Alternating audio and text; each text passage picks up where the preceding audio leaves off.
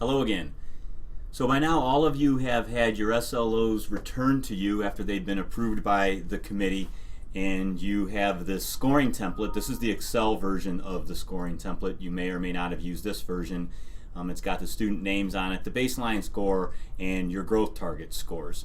So at this point, it depends on if you teach a semester course or a year-long course. Some of you will be turning in this completed template after it's all done, and I'll show you that in just a few seconds, as early as December to your primary evaluator. If you are teaching a year-long class, it'll be more along the lines of April. But this is the most important part of your SLO document at this point. And it's important to remember that once the SLO document has been returned to you, that these growth targets that you've set and you've established and have been approved, they may not be changed or altered. That is per our own business rules as well as by the ODE guidelines. So these will remain the same. This one also has the student names on it. Yours may or may not have the student names on it.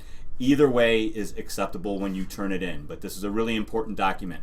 So you'll notice now as I go through and I enter in some final scores in just a few moments that these no's will turn to yeses depending on whether or not a student met that growth target. And you'll also notice that the numerical rating of the SLO will automatically adjust on this Excel version.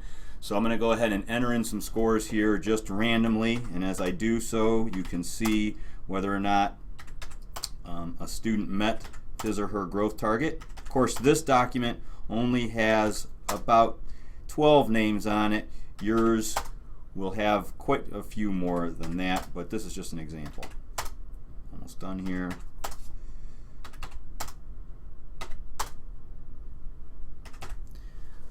Alright, so as I've finished up here, you'll notice that only 2 of the students did not meet their growth targets, these 2 right here, and that the overall rating, the numerical rating of this SLO is a 4, which would come across as above average because 80 to 89% of the students met their growth targets.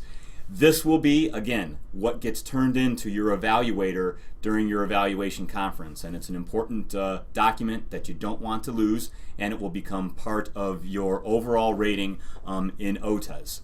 Thanks.